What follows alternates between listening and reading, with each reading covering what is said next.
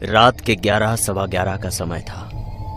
Inspector Arvind और उसके साथ एक कैमरामैन पंकज जैसलमेर के भूटा गांव के सरपंच की एक हत्या के खोज में गए थे। वो दोनों अपनी जीप से लौट ही रहे थे, तभी इंस्पेक्टर ने अपनी गाड़ी को एक कच्ची सड़क पर रोका।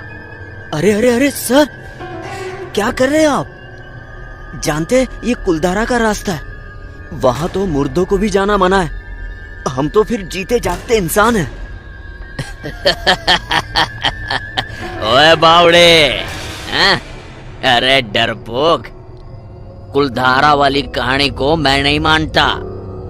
ओए बावड़े, मुझे एक बात बता, आज तक के इतिहास में ऐसा कभी हुआ है कि रातों रात एक अकेला गांव भी खाली हुआ हो?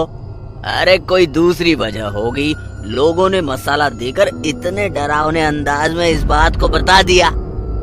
अरे मैं तो दावे के साथ कह सकता हूँ उस गांव में बहुत खजाने होंगे, क्योंकि वो अंग्रेजी के शासन काल से है। ऐसे में वहाँ कोई जाने की हिम्मत न करे, इसीलिए इन अफवाहों को फैलाया गया है। समझा बावड़े? वो सब ठीक है सर, लेकिन हम वहां क्यों जा रहे हैं? पंकज डरे हुए अंदाज में बोला। अबे क्या है ना कि गाड़ी में डीजल खत्म हो रहा है, ऊपर से रात भी बहुत हो गई है। कुलधारा पार करने के तुरंत बाद हम कठिनगंज में रहेंगे और आज रात वही हॉस्टल में गुजारेंगे। हाँ? बस 5-7 किलोमीटर की दूरी तो तय करनी है। अब भले वो कुलधारा के अंदर से गुजरना हो। अरे अरे मालिक, ये क्या कह रहे हैं आप? कुलधारा के अंदर जाएंगे, वो भी रात के 12 बजे? मैं कह रहा हूँ हमारी आत्मा तक का पता नहीं चल पाएगा। देखो देखो मालिक, मैं कह रहा हूँ। पंकज के लाख समझाने के बाद भी इंस्पेक्टर अरविंद पर उसके किसी भी बात का कोई असर नहीं हुआ, और होगा भी क्यों, क्योंकि अरविंद का बस 1 हफ्ते पहले ही इस शहर में तबादला हुआ है, और वो जिस शहर से आया है वहां भूत प्रेतों को सिर्फ किस्से कहानियों तक ही रखा जाता है। लेकिन एक बात और भी थी कि अरविंद खुद भी कुलधारा के इतिहास और वर्तमान से अनजान था। वो जितना हल्के में इस सच्चाई को ले रहा था, उससे कई गुना भयंकर इसका सच था। खैर, अरविंद जीप को मोड़ लेता है और अपना समय और मेहनत बचाने के लिए अब उसकी जीप दाखिल हो जाती है कुलधारा के अंदर। यार, ये तो गांव तो भूल-भुलैया जैसे लग रहा है। हर जगह पर मोड़ है, रास्ते का कुछ पता ही नहीं चल रहा। अरविंद खुद से बड़बड़ाए जा रहा था। तभी सामने अरविंद को एक चाय की टपरी दिखती है जहां कुछ लोग बैठे थे। अरविंद हंसने लगता है और कहता है, अरे बावड़े, देख लिया सच्चाई। तुम क्या कह रहे थे? इस गांव में परिंदा भी पर नहीं मारेगा। सामने देखो, क्या ये कोई इंसान नहीं है? नहीं, पंकज डरते हुए कहता है। क्या मतलब? ये बात तो मुझे भी समझ में नहीं आ रही है कि आखिर इस गांव में इंसान कैसे दिखाई पड़ रहे हैं। अब भी तुम उन बातों को सच मान रहे हो जिसे उन गांव वालों ने फैलाई है? खैर, तुम रुको, मैं उनको कठिनगंज का रास्ता पूछ कर आता हूँ। अरे अरे सर सर सर रुकिए सर, कहाँ जा रहे हो आप? सर सर, वो सब कब्र से निकले हुए मुर्दे हैं, भागो जल्दी सर। पंकज जीप के अंदर से ही आवाज लगाता है। अरविंद तब तक जीप से थोड़ा दूर निकल चुका था और पंकज की बातों को अनदेखा करता हुआ वो सीधा उस चाय की टपरी पर पहुंचता है। चाय की टपरी पर बैठे कुछ अजीब लोग।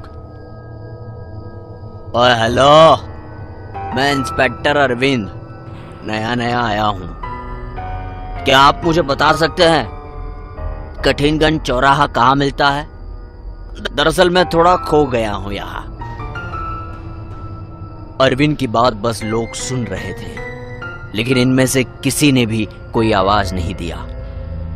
अरविंद इस बार थोड़ा चिढ़ गया और बोला, क्या तुम लोगों ने सुना मैंने क्या कहा? मुझे कठिनगंज जाना है।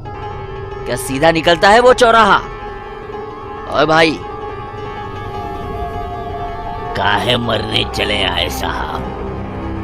अब आपका काफिला कठिनगंज का नहीं, कब्रिस्तान के आखिरी कब्र का तय होगा। तो क्या करेंगे रास्ता जानकर? मतलब मैं भला कब्रिस्तान में क्यों जाऊंगा? अरविंद हल्के से बोल पड़ा। मतलब यही कि जहां भगवान की ताकतें भी नाकाम हो जाती है, वो जगह है कुलधारा। यहाँ सिर्फ आने का रास्ता है, जाने का नहीं। तभी अरविंद का फोन बज उठता है। अरे सर, मुर्दों से फिजूल बातें करके आप खुद मौत को जल्दी बुला रहे हैं। एक बात का शायद आपको ख्याल नहीं आ रहा, आज अमावस्या की रात है। आज कुदरत का नहीं, प्रेतों का कहर बोलता है। गाड़ी में जल्दी आइए, तुरंत निकलिए। अरविंद जीप की तरफ मुड़ता हुआ जाने लगता है। वो जीप के पास पहुंचता ही था कि तभी पीछे से एक आवाज आती है। तुम्हारा इंतजार आ रही है इंस्पेक्टर।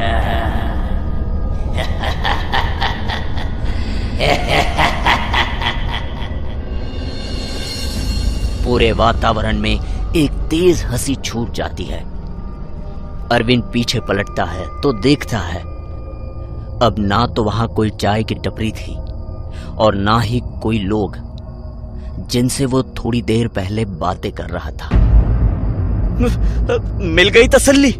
हाँ, मौत की खबर पक्की कर ली ना? हाँ, अब जल्दी आइए गाड़ी में भागकर, इससे पहले कि सारे मुर्दे हमें मुर्दे बना दे। जल्दी आइए। पंकज चिढ़ते हुए बोला। अब तक अरविंद को भी समझ चुका था कि शायद कुलधारा में आने का उसका फैसला बहुत गलत था, लेकिन अफसोस अब देर बहुत हो चुकी थी। अरविंद गाड़ी भगाने लगता है, लेकिन तभी अरविंद अपने गाड़ी के साइड मिरर पर देखता है पंकज गाड़ी के पीछे पीछे भाग रहा था। और तभी उसी वक्त अरविंद को पीछे से आती पंकज की चीख सुनाई पड़ती है। अरे बाप रे, पंकज तो पीछे ही छूट गया। फिर जो पंकज बनकर मेरे बगल में बैठा है वो कौन है? Why sir?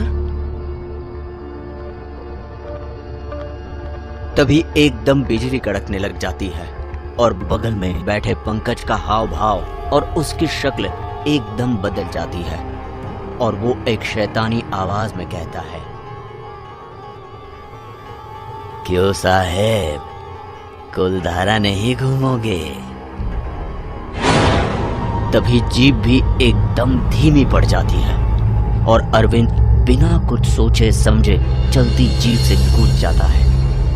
पंकज के प्रेत को ठीक अपने बगल में बैठकर उसकी हिम्मत ने जवाब दे दिया था। वो डर से कांपने लगा था। पंकज, पंकज, कहाँ हो तुम? मुझे तुम्हारी बात माननी चाहिए थी। पंकज, पंकज, कहाँ हो तुम? ये जगह वाकई बहुत खतरनाक है। पंकज। इसके साथ ही राम नाम सत्य है की बोली जोरों से गूंजने लगती है। राम नाम सत्य है, राम नाम सत्य है, राम नाम सत्य है, राम नाम सत्य है। इस गांव में इतनी रात को किसका अंतिम संस्कार होने जा रहा है? और वैसे भी आधी रात को सिर्फ किन्नरों का अंतिम संस्कार होता है, आम इंसानों का नहीं। यही सवाल लिए किसी तरह अरविंद पीछे पलटता है। वो पीछे पलटा तो देखा वो टोली जो लाश को कंधा दिए थी वो उसकी तरफ बढ़ी जा रही थी। सब गुस्से भरी नजरों से अरविंद को देख रहे थे। दरअसल 2 लाशों का क्रियाक्रम करने के लिए ये ले जाया जा रहा था। लाश जब एकदम करीब से गुजरी तब अरविंद की नजर उस लाश के चेहरे पर पड़ी तो जैसे उसकी रूह कांप उठी। वो दोनों लाश किसी और की नहीं बल्कि पंकज और अरविंद की ही थी। अब तो अरविंद को खुद के जिंदा होने पर भी शक होने लगा था। मुझे मार डाला। मैंने कहा था इस गांव में जिंदा लोग नहीं रहते, लेकिन आपने खुद के साथ साथ मुझे भी इस मायावी दुनिया में फंसा दिया सर। आपने मुझे मार डाला सर, आपने मुझे मार डाला। ये आवाज पंकज की थी। पंकज, तुम? ओए, पंकज?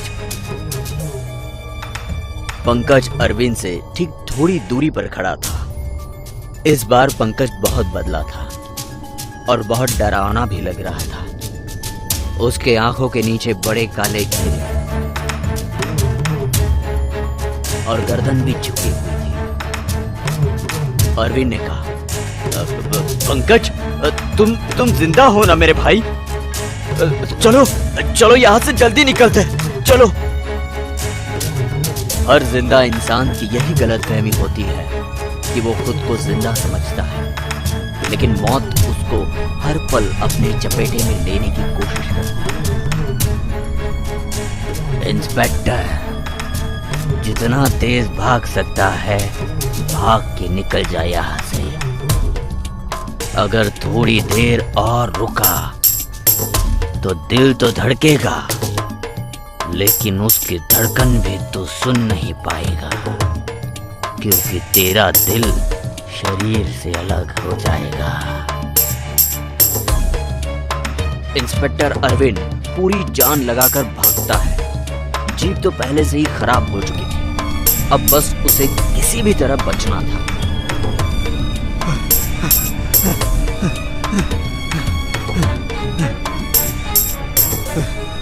कुलधारा इतनी खतरनाक है, मैंने कभी सपने में भी नहीं सोचा था। एक काम करता हूँ, सामने जो घर है ना उसी घर में छुप जाता हूँ। कल सुबह होते ही यहाँ से निकल जाऊंगा। शायद सूरज की किरण से ये प्रेत बिना कुछ नहीं बिगाड़ पाएगी। अरविंद का शायद अंत करीब आ चुका था, क्योंकि अब भी वो इस गांव में जिंदा रहने की उम्मीद खोज रहा था। वो कहते हैं ना, विनाश काली विपरीत बुद्धि। अरविंद उस छोटे से मकान में दाखिल हो जाता है और एक कोने में छुप जाता है। धड़धड़ी और मन में इतना खौफ होने की वजह से उसके हाथ से लगकर एक गिलास नीचे गिर जाता है और शांत माहौल में एक तेज डिस्टरबेंस आ जाता है। कौन है? किसकी मौत आई है जो इस घर में दाखिल होने की हिम्मत कर रहा है? तभी वो झोपड़ी अपने आप हिलने लगती है और अरविंद खुद ब खुद खींचता हुआ उस बुढ़िया की तरफ पहुंच जाता है। वो बुढ़िया दिखने में 100 साल से कम नहीं लग रही थी। जिंदगी से मोह हट गया है क्या तेरा? मौत जिंदगी से ज्यादा तकलीफ देती है। क्यों मरने आया है तू यहाँ? तुझे पता है ना, कुलधारा प्रेतों और काली शक्तियों का अड्डा है। तभी अरविंद के पीछे मुर्दों की परछाइयां दिखनी शुरू हो जाती है। उसके अगल बगल, आगे पीछे, हर जगह कुलधारा के वो खतरनाक प्रेत आकर्षित होने लग गए, जिसमें से उसका एक दोस्त पंकज भी था। लेकिन अरविंद को सबसे बड़ा झटका तब लगा जब उसने खुद को भी उन्हीं मुर्दों के साथ खड़ा देखा। उसने खुद के हमशक्ल को देखा और तभी वो अपने हाथ से दूसरे हाथ को छूने की कोशिश करने लगा, लेकिन उसका हाथ बीच से निकल जा रहा था। तभी पंकज बोला, बिल्कुल सही सोच रहे हैं आप। मेरी और आपकी मौत भी तभी हो चुकी थी जब हम कुलधारा में दाखिल हुए थे, और इसके साथ ही गाड़ी का बहुत खतरनाक एक्सीडेंट हो गया और हम दोनों उसी वक्त मर गए। इसके बाद हमारी लाशों को यहाँ से मुर्दे उठाकर अंतिम विधि करने ले जाने लगे। अब अरविंद को सब कुछ समझ आ रहा था। उसने तो चाय की टपरी से निकलने के बाद खुद के लाश को देखा था। मतलब साफ था कि सब अरविंद का महज एक सपना था जो किसी खौफनाक सच से कम नहीं था। तभी अरविंद की चीखें, उसके खून के आंसू निकलने लगे और एक खौफनाक चीख के साथ कुलधारा का पूरा वातावरण कपकपा उठा और अरविंद की जिंदगी और ये कहानी यही खत्म हो गई। इस कहानी से हमें एक नई बात का पता चला। कुलधारा सुनसान होने के साथ साथ वहां एक बस्ती है जो कि वही के मुर्दों की है। वहां भी जिंदगी आम गुजर रही है, बिल्कुल हमारी तरह। बस फर्क इतना ही है कि यहाँ जिंदा लोग रहते हैं और वहां मरे हुए जिंदा लाश बनकर। ना तो फिर कभी पंकज का पता चल पाया और न ही अरविंद का। कुलधारा के श्राप पर एक बार फिर रोशनी पड़ी और अब ये साफ हो गया है कि कुलधारा मुर्दों का गांव है, जहां जो भूला भटका चला जाता है वो वही का होकर रह जाता है और मौत के बाद भी भटकता रह जाता है।